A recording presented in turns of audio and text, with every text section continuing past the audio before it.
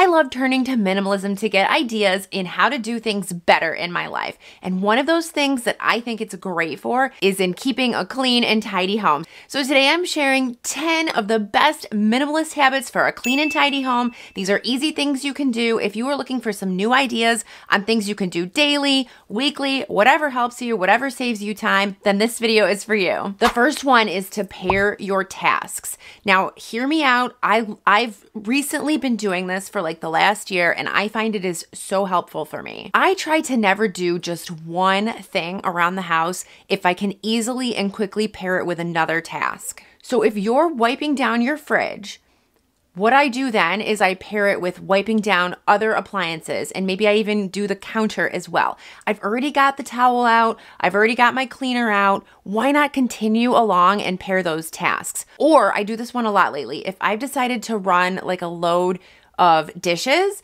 then I will at the same time say to myself, you know what, I'm also going to put a load of laundry in. And then to take this a step further so it really solidifies as a habit, I will pair these habits every time I do these tasks. And then it just becomes something I do. So when I'm running the dishes, I'm also doing the laundry. When you pair your tasks and when this becomes a habit, it's like one less thing for you to think about and worry about. If you're enjoying this video, go ahead and click that subscribe button down below. It is free to subscribe, and I make videos twice a week. The next minimalist habit is to keep a running shopping list, especially if you're someone who has a problem with like buying things that maybe you don't need. You know, maybe you are an impulse buyer, maybe you're just buying things randomly that you see. So what I do is I will keep several ongoing lists. I have one for groceries, and whenever we run out of something, I will put it on the list, and then that way I'm never buying things that we don't need. I'm not buying duplicates of things that maybe are going to go bad. I just know exactly what's on that list. Same thing with stuff around the house. I will keep a running list of things that I want to buy, and I will add to it. So then whenever I'm out and I'm tempted to buy something or I'm thinking of buying something, I just check the list and see if it's there, and if it's not there, I don't buy it. You could even do this for your wardrobe. Like if you know, like sometimes you want like staples in your wardrobe, or maybe you need a pair of shoes or boots or something like that, you could keep a list for your wardrobe. I keep my lists on the side of our refrigerator so that they're always there, they're always handy, and people can always add to them if needed. This next one could be a little bit of a controversial tip because I know a lot of people like to do this, but I avoid buying in bulk, and I think this is a good habit to adopt, especially taking a page from minimalism. You don't need all that stuff. What I find happens when I buy things in bulk is I end up buying way too much of something, and it's really, not only is it hard for me to store it because I live in like a smaller home, it's also hard for me to even use it up. And then sometimes when I buy food in bulk, specifically with my kids, they get sick of the item and then nobody eats it, and it becomes waste. I honestly think buying things in bulk only encourages us to buy things that we don't actually need. Another tip which has really helped us in keeping our home tidy in the evening is when we come home from work, the kids get home from school, the rule is just put everything away right away. So you get home, you put your shoes away, you put your coats away, you put your bags away. We've been adopting this because before, sometimes the kids would come home, I'd come home, we'd just kind of throw everything around. We'd even just like pile our coats up on the couch. We don't do that. Now it's a rule. Just put everything away when you walk in the door. And that way you don't get to the end of the evening and you're tired and you want to go to bed and you're like, oh my gosh, but I got to put all this stuff away now. I think one of the factors when you're thinking about minimalism is to buy things that are high quality and that last. And that's why for this portion of the video, I am very excited to be teaming up with Teddy Blake New York. They did send me a bag. This is the Kim bag. It's the Kim Stampado 11 inches. I will link the website if you want to check these bags out. The idea behind Teddy Blake is they are luxury fashion at affordable prices, and they use high quality leather. It's made in Italy. I love the construction of it. And listen, this is not trendy. I could use this bag for the rest of my life. And that is the theme behind Teddy Blake. They want to make sure that these are bags that could last a lifetime. I really beat my bags up. So I have bought kind of like cheaper bags from like H&M or whatever, and I end up just like trashing them in one season. And that's why I've really been trying to look for bags that are high quality, they're well made, they're put together well, they're gonna last a long time. That's why I love this. That's why I wanted to put it in the video for you guys today. So again, I will link it in case you're interested and you're in the market for a bag. Taking a page out of minimalism, We want fewer things, but the things that we do have, we want to value. We want them to be high quality. We want them to last. And I do think things like this are perfect for that. So I don't know where I heard this, but I once heard this little nugget of information that when we see things on the floor, we perceive it as a threat. I heard this like a couple of years ago and I can never get it out of my head.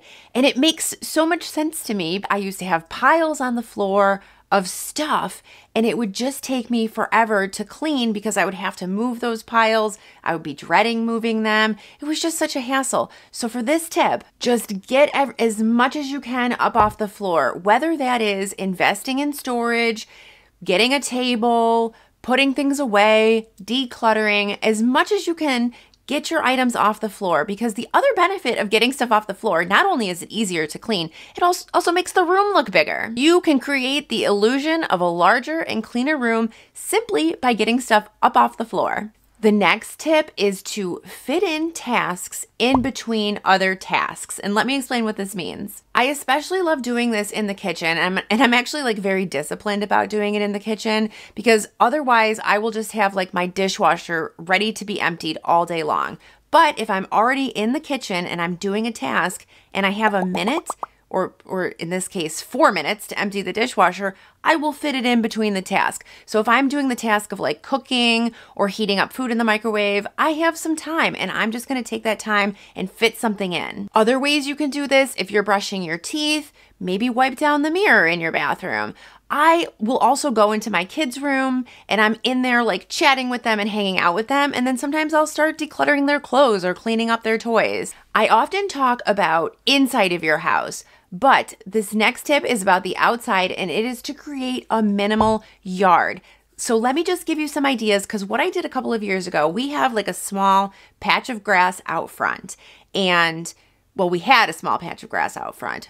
I ended up digging up that entire patch of grass and I decided to go with an all native garden. I am a huge advocate of having native plants and things over grass, especially because grass is a lot of effort to take care of. Sure, it looks really pretty, but it's hard to take care of. It needs a lot of water, it needs fertilizer, it just needs a lot of attention. So if you can get rid of things like grass, and if you're not a fan of like native plants, you could even do a rock garden or something with minimal upkeep. The best part about having a native garden is you will be shocked. I was shocked by just how many like very cool things started to come into my yard. Now I've got really interesting birds, I've got really cool butterflies, and you don't have to do any upkeep of this kind of a garden. That's why I'm putting it as a tip, because once you've got like a native garden and the plants are established, they don't need extra water, they don't need extra attention, they don't even need any weeding, because they do so well, they crowd out all of the weeds. The next habit is to do a weekly spruce up of your kitchen. I like to take 20 minutes once a week and just get all of the things done. For me, the kitchen is probably like one of the most well-used rooms in our home, possibly maybe second to the bathroom and dirtiest. So I like to do this spruce up just to do the things that I'm not doing on a daily basis. I will wipe down appliances, maybe I'll clean out the kitchen sink, clean out the drain, maybe I'll clean out the dishwasher. I like to do this on the weekends when I have more time, and really anyone can find 20 minutes to get this done. The next tip is to open your windows. I cannot stress the importance of fresh air and natural light. And this is also important when you're thinking about keeping your home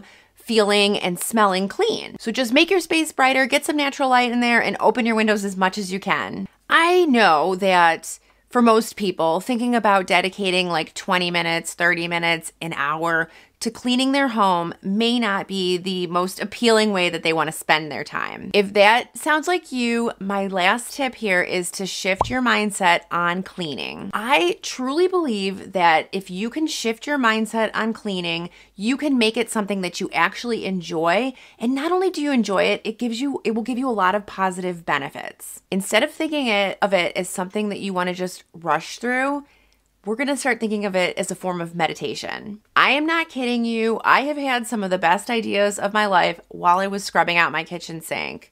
I did a whole video on the powerful effects of cleaning. If this sounds interesting to you, click on this video to learn more and go ahead and watch it, because I'm telling you, it's definitely very eye-opening. Thanks so much for watching, guys. I will see you next time. Bye-bye.